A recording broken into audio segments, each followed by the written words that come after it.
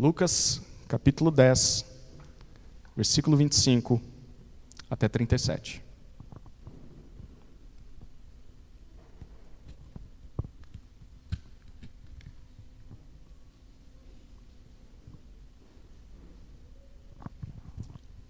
Assim diz a palavra de Deus. Lucas 10, 25. E eis que certo homem, intérprete da lei, se levantou com o objetivo de pôr Jesus à prova. E lhe perguntou: Mestre, que farei para herdar a vida eterna? Então Jesus lhe perguntou: O que está escrito na lei? Como você a entende? A isto ele respondeu: Ame o Senhor, seu Deus, de todo o seu coração, de toda a sua alma, com todas as suas forças e de todo o seu entendimento. E ame o seu próximo como você ama a si mesmo. Então Jesus lhe disse: Você respondeu corretamente. Faça isto e você viverá. Mas ele, querendo justificar-se, perguntou a Jesus: Quem é o meu próximo? Jesus prosseguiu dizendo: Um homem descia de Jerusalém para Jericó e caiu nas mãos de alguns ladrões. Estes, depois de lhe tirar a roupa e lhe causar muitos ferimentos, retiraram-se, deixando-o semi-morto. Por casualidade, um sacerdote estava descendo por aquele mesmo caminho e, vendo aquele homem, passou de largo. De igual modo, um levita descia por aquele lugar e, vendo, passou de largo. Certo samaritano que seguia o seu caminho passou perto do homem e, vendo-o, compadeceu-se dele. E, aproximando-se, fez curativos nos ferimentos dele, aplicando-lhes óleo e vinho. Depois colocou aquele homem sobre o seu próprio animal e levou-o para uma hospedaria e tratou dele. No dia seguinte, separou 2 denários e os entregou ao hospedeiro, dizendo: Cuide deste homem, e se você gastar algo a mais, farei o reembolso quando eu voltar. Então Jesus perguntou: Qual destes 3 lhe parece ter sido próximo do homem que caiu nas mãos dos ladrões? O intérprete da lei respondeu: O que usou de misericórdia para com ele. Então Jesus lhe disse: Vá e faça o mesmo. A forma com que nós vemos ou interpretamos as coisas afeta a maneira como nós vivemos. Deixe eu dar alguns exemplos. Se você acredita que tudo o que você ouve na televisão ou no rádio é a verdade, então você vai fazer apenas o que os apresentadores ou atores dizem e vai ignorar qualquer outra fonte de informação. Porque deu no rádio, deve ser verdade. Se você teve algum trauma na infância, talvez com dentistas, e aí você olha para os dentistas, eu fui assim, e vê eles como açougueiros malignos, né? Estão ali para arrancar toda a nossa arcada dentária e nos fazer sofrer. Então, se você teve algum tipo de trauma assim na infância, você vai passar a vida fugindo de dentista. E provavelmente vai ter problemas com seus dentes. Não é assim?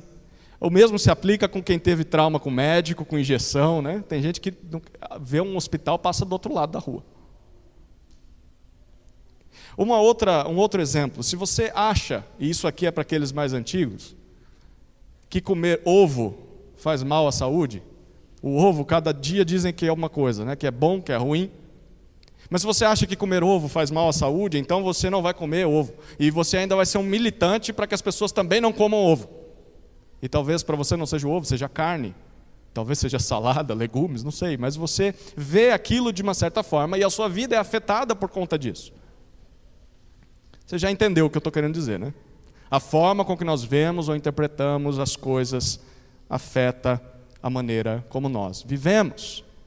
Agora, se isso é verdade com coisas tão menores e simples como as que eu coloquei, imagine com coisas mais significativas, mais profundas. Por exemplo, como é que você vê ou interpreta Jesus Cristo? Como você vê ou interpreta a pessoa de Deus? De que forma você interpreta a vida eterna? A lei ou a Bíblia? Como você vê a igreja? Como você vê o povo de Deus? Como é que você vê a religião? Certamente a maneira com que você olha para essas coisas, interpreta essas coisas, determina a forma com que você vive.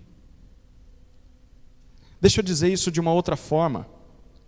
A maneira com que você enxerga ou lida, por exemplo, com a vida. Qual é a origem da vida? Qual é o propósito da vida? Qual é o destino da vida?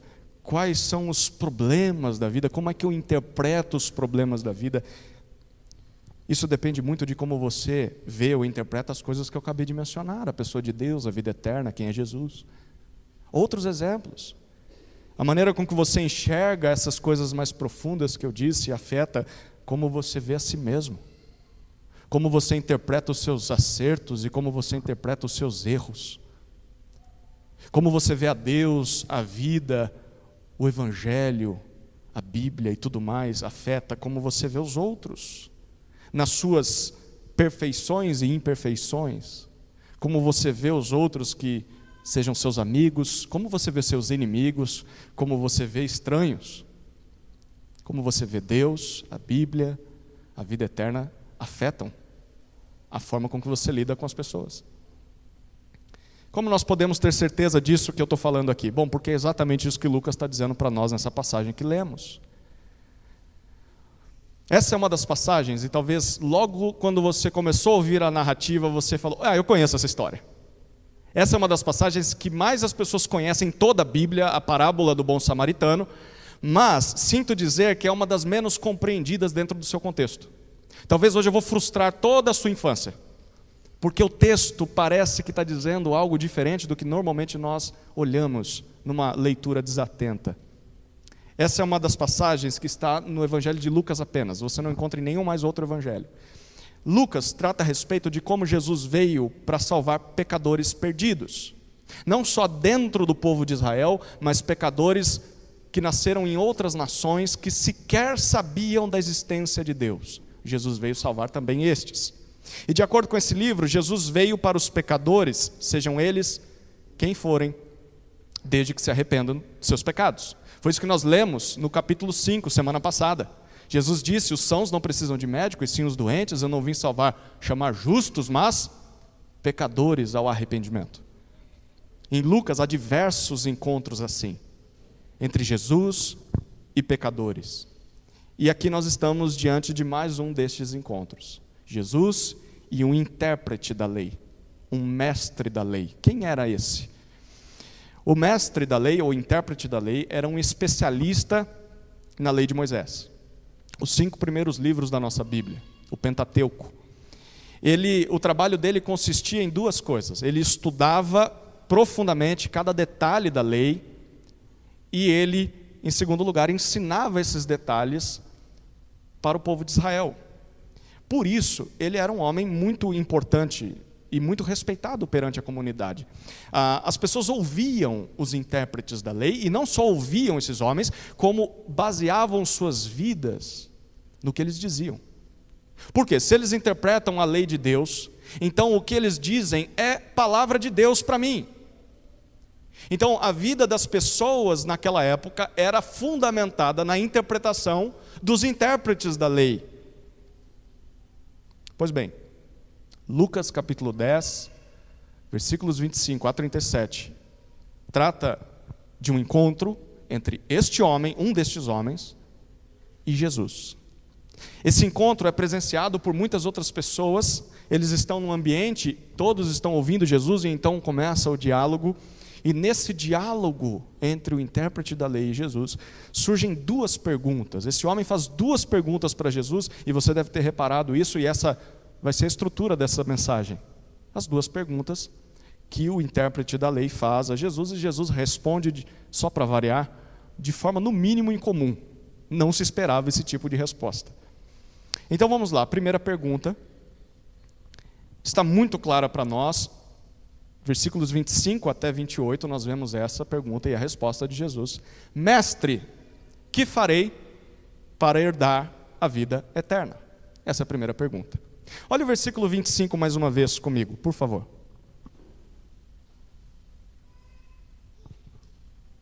E eis que certo homem, intérprete da lei, se levantou com o objetivo de pôr Jesus à prova. Ele perguntou: Mestre, que farei para herdar a vida eterna? Perceba alguns detalhes nesse versículo aqui. O primeiro detalhe é que o intérprete da lei, ele se levanta. Naquele contexto, isso significa que ele e os demais estavam assentados, fazendo o quê? Ouvindo Jesus ensinar. Então aqui é um ambiente de palestra de Jesus. Jesus está dando uma aula e a gente não sabe se Jesus tinha terminado de falar ou se esse homem interrompeu Jesus e se levantou, o que seria mais desonroso ainda. Então, ele está ali. Ele ouviu Jesus, pelo menos um pouco, e ele se levanta para fazer uma pergunta, o que era normal naquele ambiente. O segundo detalhe desse versículo é que nós descobrimos que esse homem, o objetivo dele é pôr Jesus à prova. Óbvio, as pessoas ao redor não sabiam disso, mas nós sabemos. Nós sabemos porque o narrador da história está nos dizendo a intenção no coração desse homem. Há uma intenção atrás ou por trás desse suposto interesse no que Jesus tem a dizer. O texto diz que ele quer armar uma cilada para Jesus, uma armadilha para Jesus, mesmo chamando Jesus de mestre. Que armadilha é essa? Muitos diziam naquela época que Jesus era o Messias. De fato, Jesus atraía multidões, as pessoas vinham até Jesus, se maravilhavam com Jesus, com os ensinamentos de Jesus. Você já deve ter lido isso nos evangelhos, porque Jesus ensinava como quem tem a autoridade, não como os escribas e fariseus. Então, se aquele intérprete era responsável por ensinar o povo, e Jesus está ensinando diferente dele e ganhando mais notoriedade do que ele, então Jesus está tomando o posto daquele homem, o lugar daquele homem, o status daquele homem, o poder de influência que aquele homem tinha. Era um ataque ao ego daquele homem. Mas além disso, há algo mais grave acontecendo nesse versículo, porque de forma estranha, além de estar arrebanhando multidões, Jesus é seguido por pessoas indignas. Nós vimos semana passada por publicanos e pecadores. O pior não é que essas pessoas iam até Jesus e ele simplesmente tolerava essas pessoas. Jesus chamava essas pessoas. Jesus dizia: eu vou na tua casa, eu vou comer na tua casa. Jesus se sentia à vontade na casa dessa turma. Não era isso que se esperava de um Messias. Portanto, se aquele intérprete da lei for bem sucedido na sua armadilha, ele vai fazer Jesus falar alguma besteira, alguma blasfêmia, alguma heresia, e aí então ele ganha 2 prêmios com um golpe só. Ele se livra de Jesus e também recupera o posto de autoridade que ele tinha antes de Jesus aparecer no cenário. Eu quero que você perceba bem o que está acontecendo aqui. Esse homem está ao redor de Jesus. Ele está junto com as multidões. Esse homem está ouvindo o ensino de Jesus, mas ainda assim esse homem tem más intenções no seu coração. É plenamente possível que pessoas se aproximem de Jesus, que pessoas ouçam o que Jesus tem a dizer, mas não estejam realmente interessadas em Jesus. É plenamente possível que pessoas até demonstrem algum tipo de interesse, mas o que está movendo elas são motivações secretas e sombrias, cheias de segundas intenções. Isso deve nos deixar em alerta. Nem todos que chamam Jesus de mestre consideram Jesus assim, como autoridade nas suas vidas. Muitas vezes essa palavra se torna simplesmente uma palavra na boca dessas pessoas. Há muitos assim na igreja, e eu preciso que você faça essa pergunta para si mesmo: será que eu não sou alguém assim?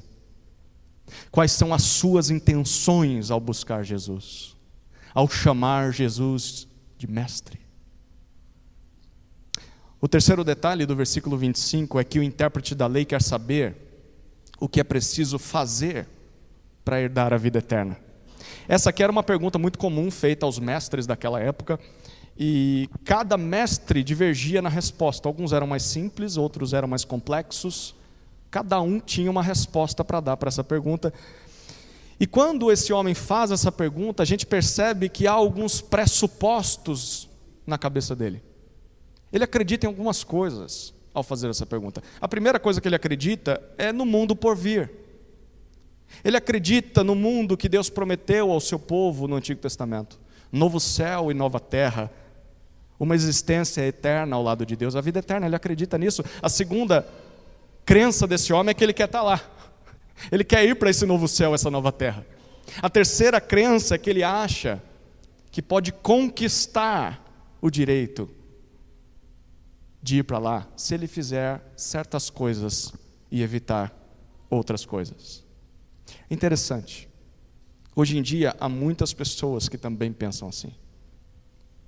Há muitas pessoas que acreditam que se elas se esforçarem o suficiente, talvez buscar ter um bom caráter, buscar ir à igreja, se elas derem o dízimo, se elas ajudarem os necessitados, elas vão conseguir de alguma forma garantir uma passagem para o céu.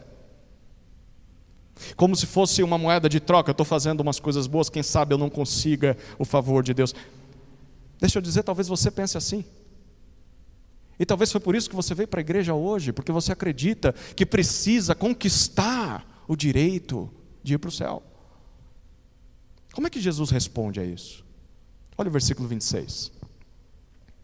Então Jesus lhe perguntou: o que está escrito na lei? Como você a entende? Se a pergunta é comum naquela época, Jesus também usa uma estratégia muito comum dos mestres daquela época. Quando mestres são ou eram questionados, até hoje um bom professor também faz isso, o que é que eles fazem?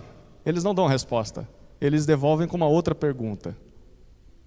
E Jesus joga a bola de volta para os pés do intérprete e pergunta para ele: bom, se você é um estudioso da lei, se você é um mestre da lei, você que me diga. Então perceba que Jesus devolve duas perguntas para ele. É importante perceber isso. A primeira pergunta é: o que está escrito na lei? O que você leu lá no Pentateuco, nos seus estudos? Segunda pergunta: como você vê isso? Como você interpreta o que você leu, o que você conhece? Olha o versículo 27.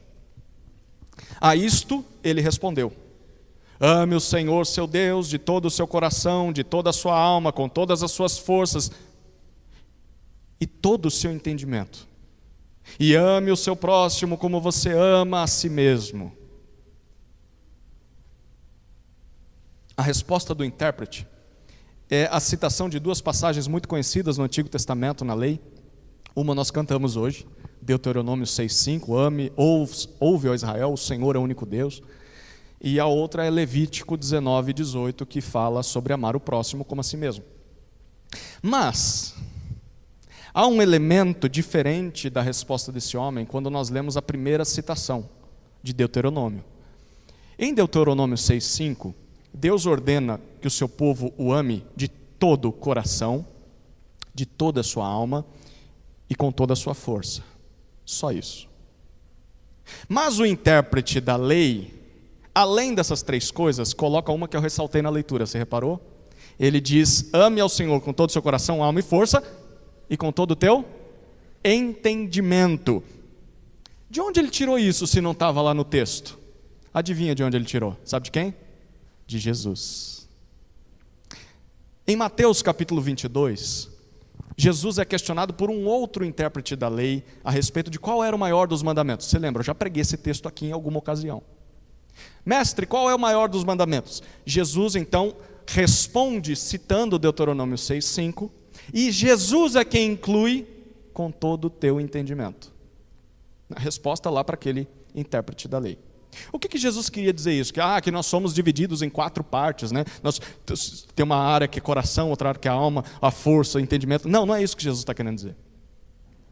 O que Jesus está querendo dizer é que você deve amar a Deus com tudo que você é, com a soma de quem você é, com todo o seu ser. É basicamente isso que Jesus está dizendo.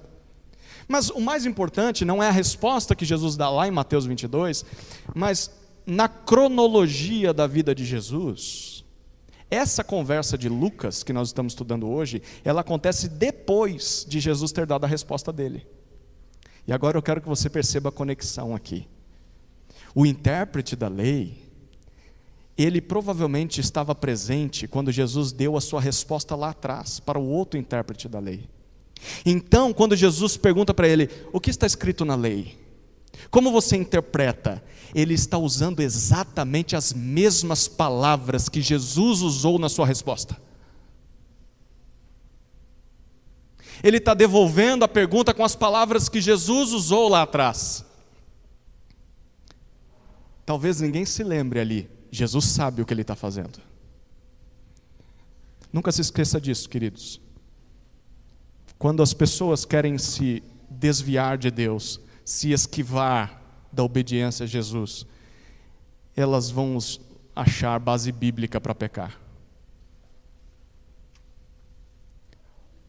Quando as pessoas querem fugir de Deus, vão ter a audácia até mesmo de usar as palavras do próprio Jesus para justificar os seus pecados. Ah, mas Jesus disse isso. Está fora do contexto. Mas você está usando a Bíblia para pecar, para se justificar. Como é que Jesus reage a essa provocação do intérprete da lei? Olha o versículo 28. Então Jesus lhe disse, você respondeu corretamente. Faça isto e você viverá. Jesus é um dos únicos que sabe o que o intérprete da lei está fazendo naquele momento. Então Jesus devolve com duas afirmações. A primeira, sim, você está correto. Até porque eu mesmo disse isso anteriormente, né? Então é a resposta certa. Amar a Deus com tudo que nós somos, amar ao próximo como nós mesmos, como nós já nos amamos, é um bom resumo de toda a lei. Na verdade, são os maiores dos mandamentos de Deus ao homem. Quem cumpre isso, cumpre tudo o que Deus exige. E quem cumpre tudo o que Deus exige, se torna merecedor de viver ao lado de Deus para sempre. Portanto, a segunda afirmação de Jesus, faça isso e você viverá. Simples assim, intérprete da lei. E se você já sabia da resposta, a pergunta é por que você veio até mim? Basta que você cumpra aquilo que você mesmo disse. Queridos, diante de tudo que nós já vimos, nós não podemos perder de vista o ponto principal dessa passagem até aqui. O intérprete da lei está testando Jesus, você não pode se esquecer disso, é uma provocação. A armadilha dele tomou uma forma de uma pergunta, mestre, que devo fazer para herdar a vida eterna? Por trás dessa pergunta existem duas convicções. A primeira, que a vida eterna é conquistada por aquele que se esforça. A segunda convicção é de que ele consegue, aquele que conseguir cumprir a lei de Deus e os seus mandamentos vai entrar na vida eterna. E esses mandamentos são amar a Deus com tudo que você é e amar ao próximo como você já se ama. Jesus não nega nenhuma dessas informações. Realmente, se você se esforçar, você vai herdar a vida eterna. E o esforço é cumprir a lei. Tudo. Ame a Deus e ame ao próximo o tempo todo. Mas repare que na resposta do intérprete da lei, ele não respondeu a segunda pergunta de Jesus. Porque a primeira pergunta, lembra? A primeira é, o que está escrito na lei? Ele respondeu. Citou os textos. Mas a segunda pergunta de Jesus foi, como é que você as vê? Como é que você interpreta? Ele não respondeu como ele interpreta. Deixa eu dizer mais uma coisa aqui. Isso demonstra que é plenamente possível nós termos muito conhecimento bíblico, muitas informações a respeito de Deus e a respeito da Bíblia, mas nós podemos interpretar essas informações de forma errada. Você pode conhecer a Bíblia de capa a capa, mas estar fazendo uma interpretação equivocada e a sua vida vai ser conduzida com base na sua má interpretação da Bíblia. Você vai cometer erros porque está interpretando errado as informações que tem. Sim, o resumo da lei é amar a Deus e amar ao próximo. E sim, praticar o que a lei diz garante vida eterna aos homens. Mas o que isso significa na prática nas nossas vidas? Você não respondeu o intérprete da lei. Como isso afeta a sua maneira de viver? Como é que nós interpretamos essas duas afirmações? Nós vamos descobrir isso ao olhar para a segunda pergunta do intérprete. A partir do versículo 29 até o versículo 37, a segunda pergunta do intérprete é, quem é o meu próximo? Quem é o meu próximo? Olha o versículo 29 comigo mais uma vez. Versículo 29.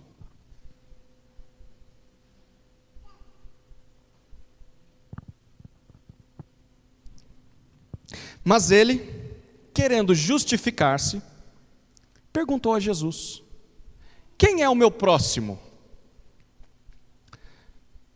Deixa eu dizer mais uma vez, quando nós estamos lendo essa história aqui, nós somos como ouvintes privilegiados. Diferente daqueles que estão observando aquela cena, não estão entendendo nada do que está acontecendo. O narrador está nos dando acesso a informações que as pessoas não tinham, a não ser o intérprete da lei e Jesus. Só eles sabiam do embate, do atrito, da tempestade, da nuvem que estava se formando ali em cima daquele diálogo. E nós lemos no versículo 29 que o intérprete da lei quis se justificar perante Jesus. O que isso significa? Pense no que está acontecendo aqui. Esse homem, ele tinha a intenção de fazer Jesus passar vergonha. Mas na verdade Jesus virou o jogo. E Jesus fez com que ele ficasse calado perante a multidão. Ele se levantou, ele provavelmente interrompeu o ensino de Jesus. E agora ele ficou sem resposta, porque Jesus disse: faze isso e viverás.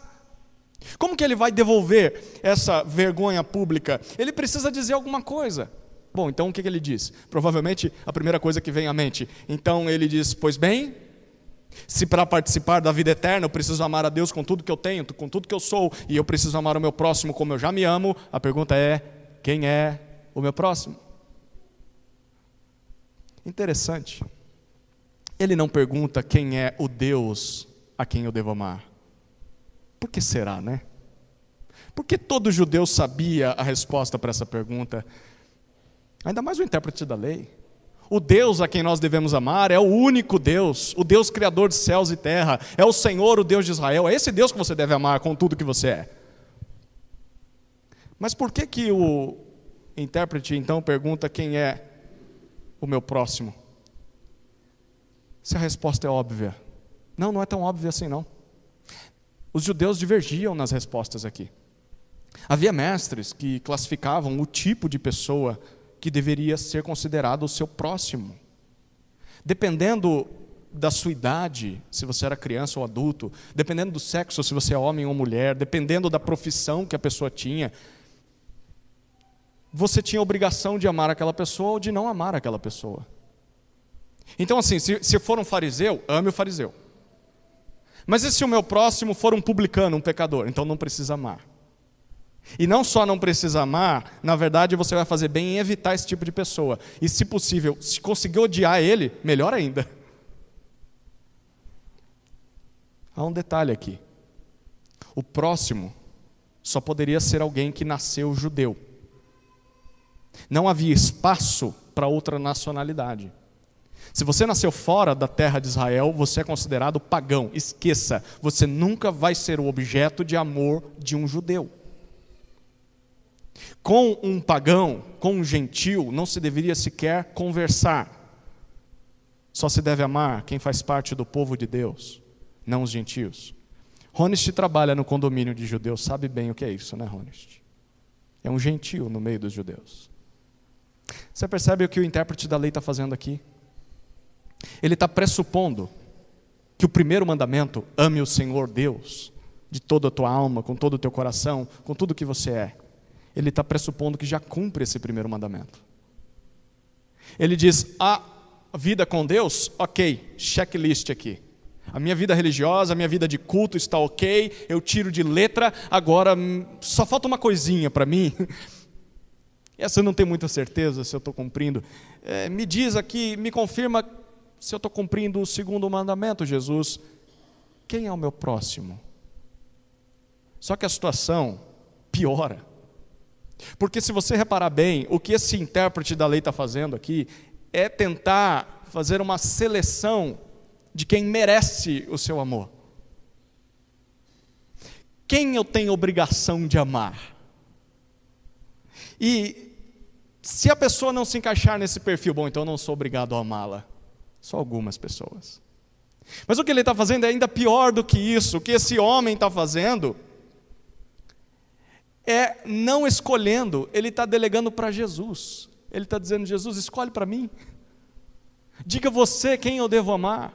Esse homem sequer é capaz de assumir a responsabilidade por suas decisões, ele quer que Jesus responda por ele. Deixa eu dizer mais uma coisa.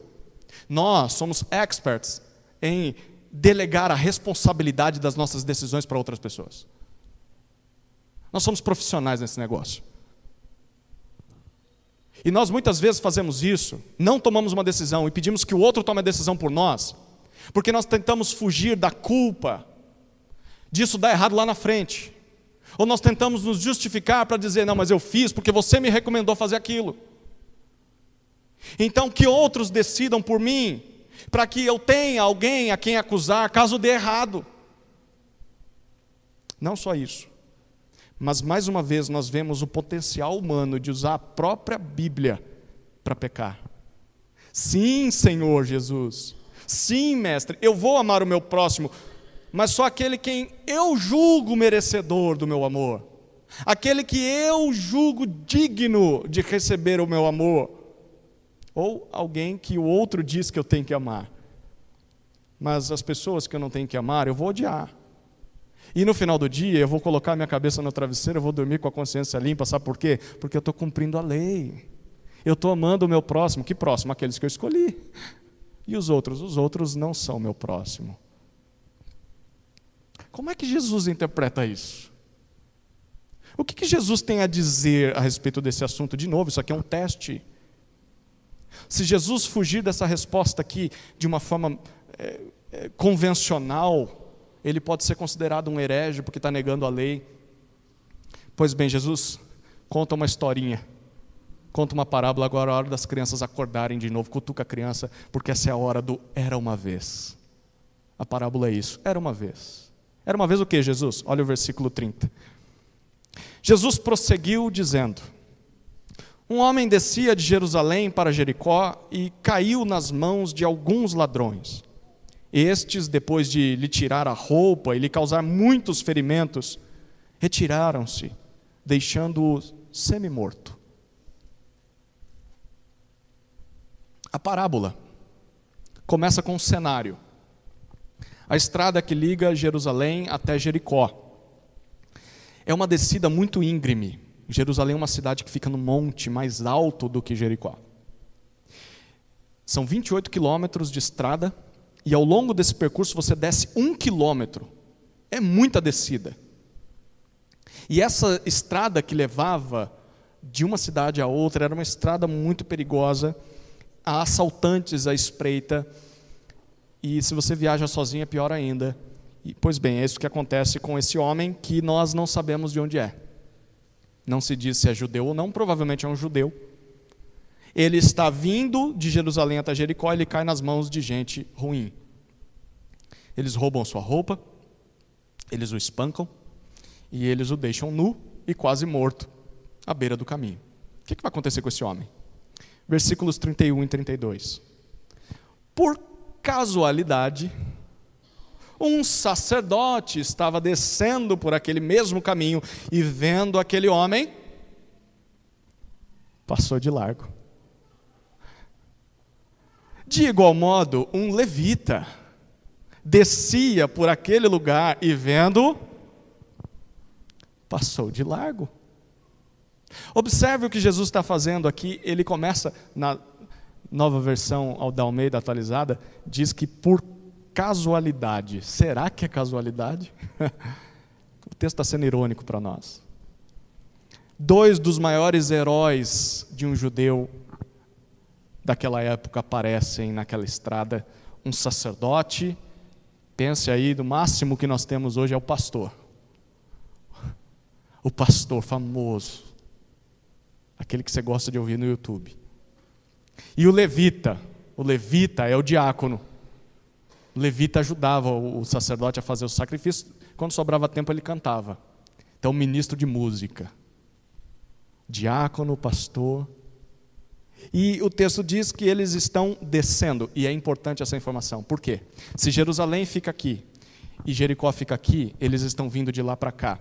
Provavelmente o que eles estão fazendo, se eles estão vindo de Jerusalém, Jericó era uma cidade mais em conta para se morar. Como era meio próxima de Jerusalém, muitas pessoas trabalhavam em Jerusalém e viviam em Jericó. Esses homens provavelmente estão voltando para suas casas depois do sacrifício em Jerusalém. O sacerdote foi lá, oferecer sacrifícios no culto a Deus. O levita foi lá para cultuar a Deus e auxiliar nos sacrifícios. Eles estão voltando depois do serviço religioso, depois do culto, do domingo à noite. E eles estão cheios de Deus, provavelmente cantando músicas a Deus. E eles estão descendo. E o texto diz que o culto acabou. No caminho para casa, eles encontram aquele homem que parece que está morto na estrada. E isso é um problema para eles. Por que é um problema? Por 2 motivos. Primeiro, porque pode ser uma armadilha. Alguém pode estar armando para eles serem roubados. Mas o segundo é pior. O segundo problema é que é contra a lei. Porque se eles tocarem naquele homem, e se ele realmente estiver morto, ou se ele for um gentio e eles não souberem, não dá para perceber, porque ele está nu, se eles tocarem naquele homem, eles vão ficar impuros. E eles vão ficar impedidos de voltar à adoração na próxima ocasião. Então o que eles fazem? Bom, para evitar, é melhor atravessar a rua. Então eles passam de largo. Até que então surge a terceira pessoa. Olha o versículo 33 até 35.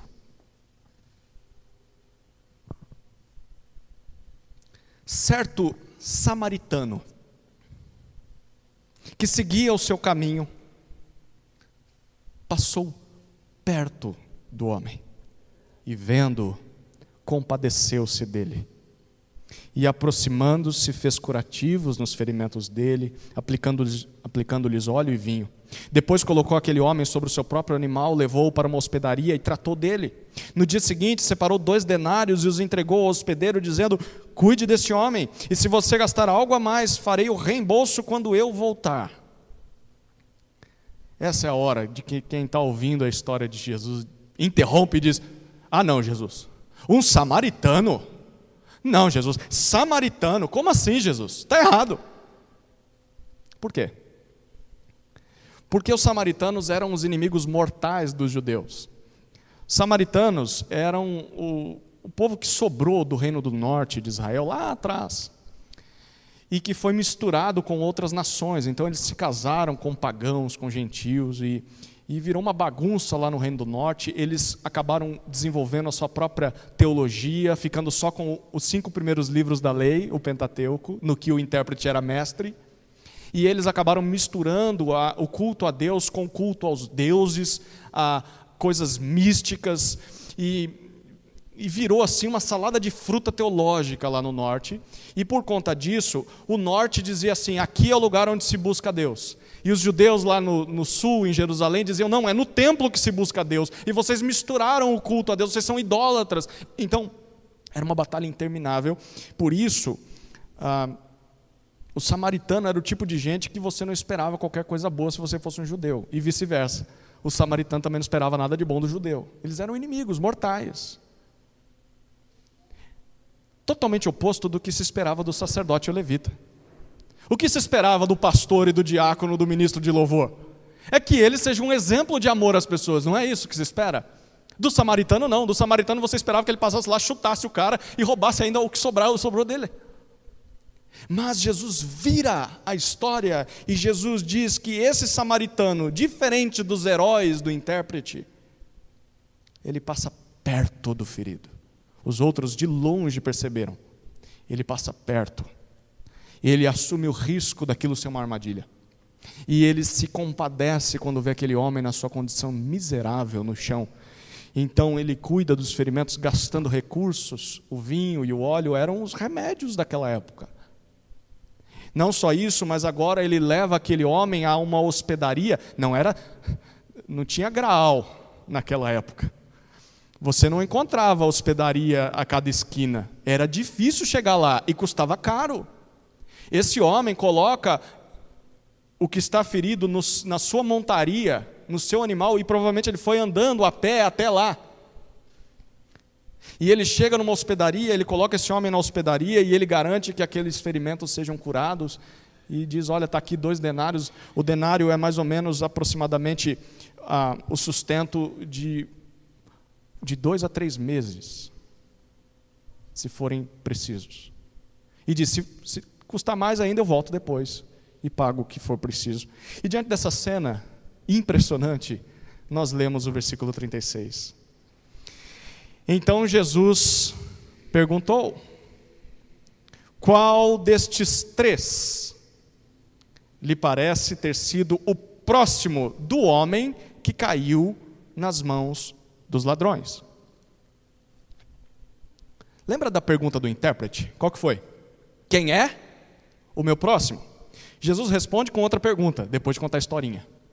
Desses três personagens da minha parábola, quem parece ter sido o próximo do homem ferido na estrada? Perceba, Jesus está fazendo a pergunta que nós não faríamos aqui. Ele está fazendo uma pergunta diferente da maneira com que nós faríamos. Por quê? Jesus não pergunta quem é o próximo do samaritano. Reparou nisso? Jesus não está perguntando do samaritano, ele está perguntando do homem que está caído lá, desacordado, em vulnerabilidade, completamente impotente. Jesus diz, quem se tornou próximo desse homem que está caído aí, que está inconsciente, ele não sabe o que está acontecendo, quem se tornou próximo dele? O sacerdote e o escriba, eles poderiam ter socorrido aquele homem, mas entre amar alguém na sua necessidade e manter a sua pureza ritual, esses homens escolheram a segunda coisa. Por isso eles não se tornaram próximos daquele homem. Lembra, o texto enfatizou, eles passaram de largo, eles passaram do outro lado, mas o samaritano não, o samaritano se aproximou. O samaritano se tornou próximo. É isso que o intérprete da lei assume, mas você vai reparar no versículo 37 que ele não ousa contaminar a sua saliva santa com o nome samaritano. Nem falar o nome ele fala. No versículo 37 nós lemos, o intérprete da lei respondeu, o que usou de misericórdia para com ele? Então Jesus lhe disse, vá e faça o mesmo. O que usou de misericórdia? É a forma com que o intérprete da lei chama o samaritano, então Jesus diz, vai e faz o mesmo. Faz o mesmo o que, Jesus? Faz o mesmo que os bandidos no caminho? Óbvio que não. Faz o mesmo que o sacerdote e o levita? Também não. Faz o mesmo que o samaritano? Sim. Sim. Se você quiser amar o seu próximo, você deve imitar o samaritano. Mas deixa eu dizer, é mais do que isso. Muito mais do que isso. Se esse samaritano está tratando aquele homem ferido com amor, significa que, talvez, mesmo não sendo judeu, esse homem ama a Deus. Esse samaritano. E se esse homem ama a Deus e está amando o seu próximo sem saber quem é o próximo, então, deixa eu dizer para você, intérprete da lei, ele também faz parte do povo de Deus. E ele também tem parte na vida eterna. Portanto, ao invés de escolher quem você deve amar, você deve ver pessoas que agem como o samaritano, como seus próximos. Como gente que faz parte do povo de Deus, a quem você é chamado a amar. Queridos, Deus pode muito bem incluir no seu povo aqueles a quem nós menos esperamos, de quem nós menos esperamos algo de bom. E Deus faz isso com muita frequência. Escolhe gente da pior estirpe,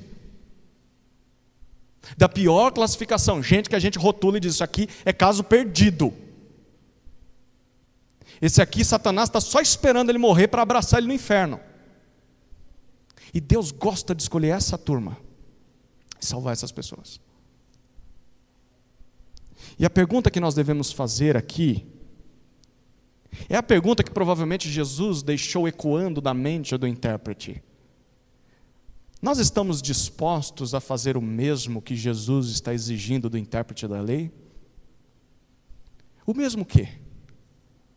Considerar que se nós queremos fazer parte do povo de Deus, se nós queremos fazer parte do povo que vai herdar a vida eterna, considerar que nós devemos estar prontos para amar a Deus. Você quer participar da vida eterna? Esteja pronto a amar a Deus com tudo que você tem e abrir mão das coisas que se opõem a Deus na sua vida. Largue os ídolos, largue as idolatrias, os pecados, os desejos do seu coração e agora coloque Deus nesse lugar, porque o trono é dele. Se você quer fazer parte da vida eterna, é isso que você tem que fazer. Mas ao mesmo tempo, você também deve estar disposto a amar aqueles que você não deseja amar, mas que ele chamou para ser povo dele também. Sabe, aquele tipo de pessoa que você não gostaria de amar. Aquele tipo de pessoa que você odeia amar. Pois bem, se Deus chamou você e chamou ele, mesmo você sendo judeu e ele sendo samaritano, comecem a se amar, porque eu amei vocês dois.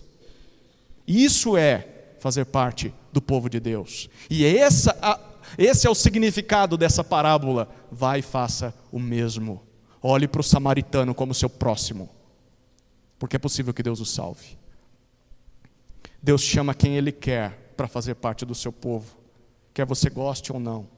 E principalmente Deus chama pecadores, Deus chama samaritanos. E se você faz parte desse povo, você é chamado a amar esses samaritanos, a amá-los como Deus os ama, mesmo que seja desconfortável, porque se você não ama pessoas esquisitas, estranhas, que se assentam ao seu lado todo domingo, ou no grupo de discipulado, que visitam a tua casa, e você olha e fala, não queria estar perto de gente assim, por que Deus chamou essas pessoas e não outras? Se você não é capaz de olhar para essas pessoas com um pouquinho de amor, uma fagulha de amor que seja, isso diz muito se você de fato ama a Deus ou não ama a Deus, porque João diz isso.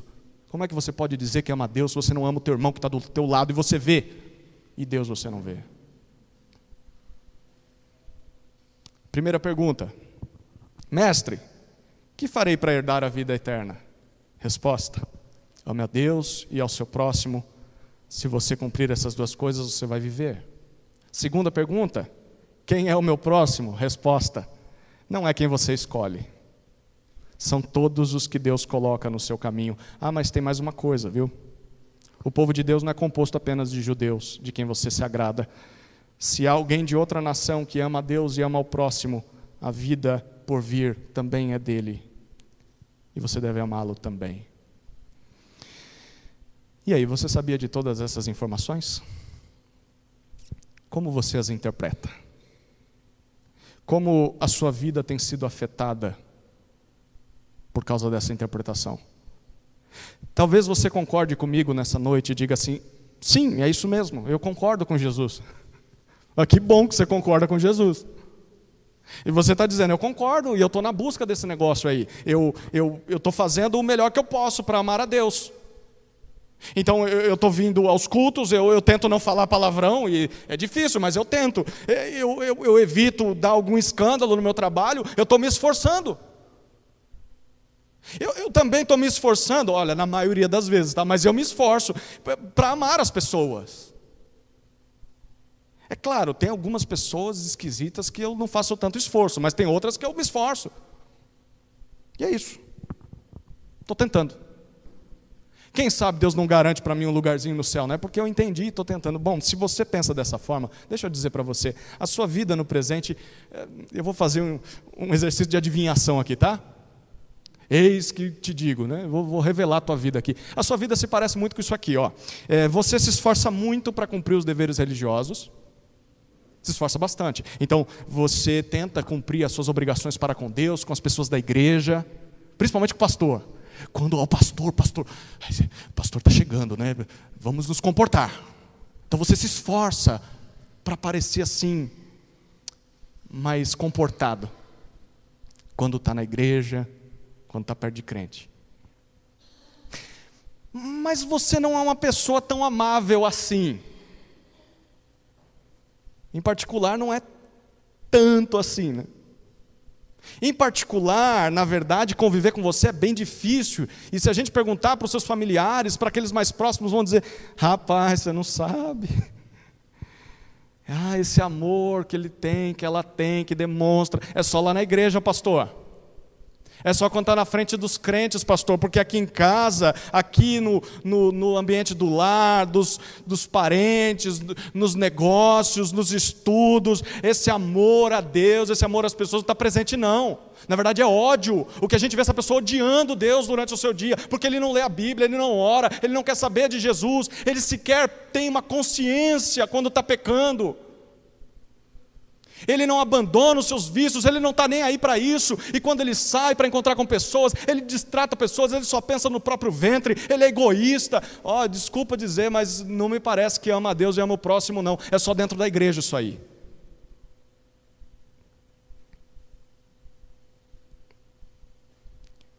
Se essas palavras te descrevem, sinto te informar, você não passa de um legalista, como aquele intérprete da lei. Você pode até ter a palavra de Deus na cabeça e na ponta da língua. Você decorou todo o Pentateuco, mas essa palavra está bem longe do seu coração. Você pode até cumprir rituais cerimoniais, passar toda a vida numa igreja, fazer coisas, ministérios, mas você não vai herdar a vida por vir. Você não vai herdar a vida eterna. Sabe por quê? Porque qualquer ser humano que acredita que para conquistar o direito da vida eterna basta depender do seu próprio braço, do seu próprio esforço, como esse mestre, esse intérprete da lei, qualquer ser humano que acredita nisso vai falhar miseravelmente. Que audácia temos nós em acreditar que podemos cumprir todos os mandamentos de Deus sem falhar em um momento sequer. Quem nós somos para pensar que eu consigo amar a Deus o tempo todo? Todo o tempo, e amar o meu próximo como a mim mesmo o tempo todo? Que mentira! Você acredita realmente nisso? Durante esses minutos que eu tenho falado com você, a sua mente provavelmente já teve algum devaneio, você já começou a pensar em outras coisas. A sua mente não se concentrou na palavra de Deus por 50 minutos, e você diz que consegue cumprir todos os mandamentos de Deus. Você não consegue. Você vai falhar miseravelmente, e se você vai falhar miseravelmente, você precisa assumir: ninguém consegue cumprir os mandamentos de Deus, pelo menos ninguém como nós. Ninguém como nós. Apenas um conseguiu. O personagem principal dessa história, Jesus Cristo. Ele conseguiu. Ele foi o único nascido de mulher capaz de amar a Deus o tempo todo, com todo o seu ser. Ele foi o único capaz de amar os seus próximos como a si mesmo. Tanto é que, movido por esse amor a Deus e aos homens, ele se entregou voluntariamente para morrer pelos pecadores. Na cruz, ele assumiu sobre si o castigo que nós merecíamos, porque nós quebramos a lei de Deus, para que pecadores pudessem ser perdoados por Deus. E quando Jesus fez isso, ele não só conquistou para si mesmo o direito de viver para sempre ao lado de Deus na era por vir. Ele merece viver lá. Mas Jesus também estendeu esse direito a todo aquele que nele crê. Queridos, isso significa que, mesmo que você não consiga obedecer aos mandamentos de Deus, Deus te oferece a vida eterna pelos méritos de Cristo. É pelo que Cristo fez. Quando você crê em Jesus, você se torna herdeiro junto com Ele. Herdeiro daquilo que só Jesus merece. E esse é o Evangelho. Então, a primeira pergunta do intérprete estava completamente errada. Não era para o intérprete diante do Salvador, não era para ele estar perguntando o que eu devo fazer para herdar a vida eterna. O que ele deveria estar perguntando é: o que o Senhor vai fazer para que eu herde a vida eterna? A pergunta certa é: o que Jesus fez por mim para que eu possa viver eternamente? Não se trata do que você faz, se trata do que Jesus fez por você. E isso significa também que a segunda pergunta daquele intérprete está errada. Não deveria ser quem é o meu próximo, para que eu escolha a quem eu devo amar. A pergunta deveria ser: quem se tornou o meu próximo? Quem é que está perto de mim? Quem é que se aproximou? Quem foi que Deus colocou no meu caminho? Se é esse aqui, então é esse que eu devo amar. Se é aquele ali, então é aquele que eu devo amar. Porque eu fui amado dessa forma, sem merecer. Eu era o homem na estrada. Isso se eu não fosse os ladrões, né? Mas eu era aquele que não tinha nada para oferecer para Deus. E ainda assim Ele me amou. Por que eu não posso demonstrar esse amor também para com os outros? A forma com que nós vemos ou interpretamos as coisas afeta a maneira com que nós vivemos. Portanto, 2 palavras finais, e eu prometo que vou acabar. Se você vê a lei de Deus como algo que você pode ou que você é capaz de cumprir, eu falei que ia fazer uma revelação, né, de como é a sua vida, agora eu vou fazer uma profecia de como ela será. Tá? a sua vida vai ser sempre egoísta, legalista, miserável, sem amor, e mesmo que religiosa, tá? Mesmo que como aquele intérprete da lei, aquele sacerdote, aquele levita, você conheça a Bíblia, você cumpra rituais religiosos, e ainda por cima, depois de tudo isso, você ainda não vai herdar a vida eterna. Imagina, isso chegou tão perto, né? A vida inteira em uma igreja e foi para o inferno. Porque você acha que depende de você. Por isso, se você se enquadra aqui, tendo um dia de igreja ou tendo 40 anos de igreja, isso aqui também pode ser para você. Reconheça a sua dureza de coração. Desista dessa interpretação errada que você tem feito da Bíblia, de Deus, da vida eterna, e clame pelo socorro de Cristo. Creia em Jesus. Não é vergonha. Não é vergonha você dizer depois de tanto tempo, é agora que eu entendi o Evangelho. Não é vergonha é você ir para o inferno, tendo a possibilidade de crer em Jesus. Creia em Jesus. E seja liberto dessa cegueira, se renda ao amor gracioso de Deus. A primeira palavra é para você que acredita que pode fazer. A segunda palavra é para você que vê Jesus como aquele que cumpriu a lei de Deus em seu lugar. Você já entendeu o Evangelho, você já creu no Evangelho. Você sabe o que é ser amado. Você sabe o que eu estou falando.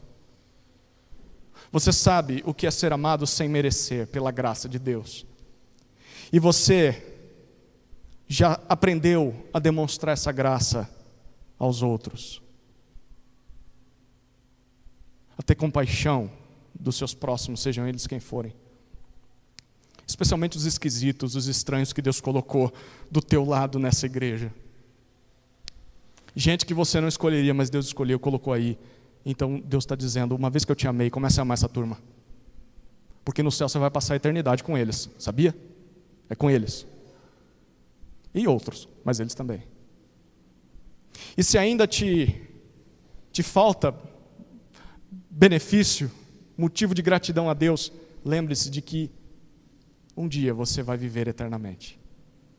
Você estará ao lado de Deus, no novo céu e na nova terra. Então vale a pena pagar esse sacrifício, não vale? Olhar para o meu irmãozinho, esquisitinho, diferente de mim e amá-lo. Vale a pena. Vale a pena. E se ainda te restam dúvidas sobre como vai ser a sua vida daqui para frente, amar as pessoas. Como eu amo pessoas? Basta imitar o amor que Deus tem por você.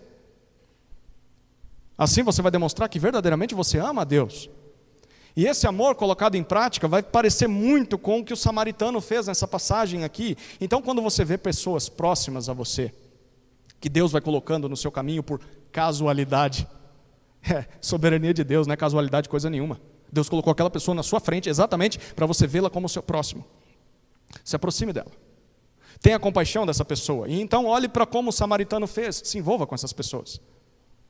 Disponha-se a cuidar de suas feridas. Sacrifique-se por essas pessoas. Assuma o custo, talvez vai te custar. O vinho, o azeite. Vai custar o dinheiro para deixar lá na hospedaria. Esteja pronto a mudar de planos, talvez, ou mudar de rota. Ninguém perguntou para aquele samaritano para onde ele ia, né? Ele estava seguindo o seu caminho, provavelmente ia lá para Samaria. Era depois de Jericó. Mas ele parou e fez um desvio para ir até a hospedaria. Se você ama pessoas, você está disposto a abrir mão da sua agenda, dos seus planos, dos seus sonhos, dos seus compromissos e dizer, não, aqui eu estou diante de uma pessoa que precisa de mim. Ah, mas e o compromisso? Aqui é prioridade nesse momento. Se você ama, comprometa-se com a recuperação das pessoas, mesmo que isso te custe caro. E deixa eu dizer a última coisa.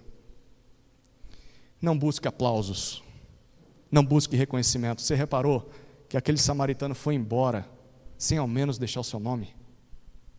Ele deixou o homem desacordado. O homem nem sabe o que está acontecendo com ele. Quando aquele homem acordar, ele não sabe quem o ajudou. Se você amar alguém, a sua mão não precisa, a outra mão não precisa saber.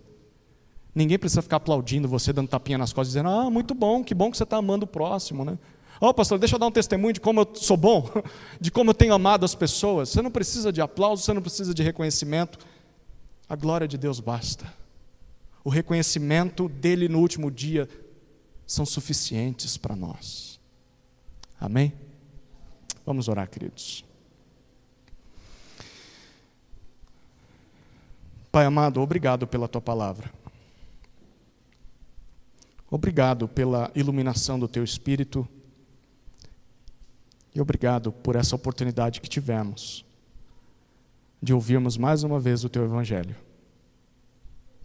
Faça o que o Senhor tem que fazer. Alcance os corações que o Senhor quer alcançar. Transforme aqueles que o Senhor quer transformar. Porque ninguém pode impedir os teus planos. Usa-nos para a tua glória. E que as nossas mãos, a nossa boca e a nossa interpretação da lei não atrapalhem os teus planos. Mas sejamos participantes do que o Senhor está fazendo nesse mundo. Amando ao Senhor e amando ao nosso próximo. Oramos assim em nome de Jesus. Amém. Amém.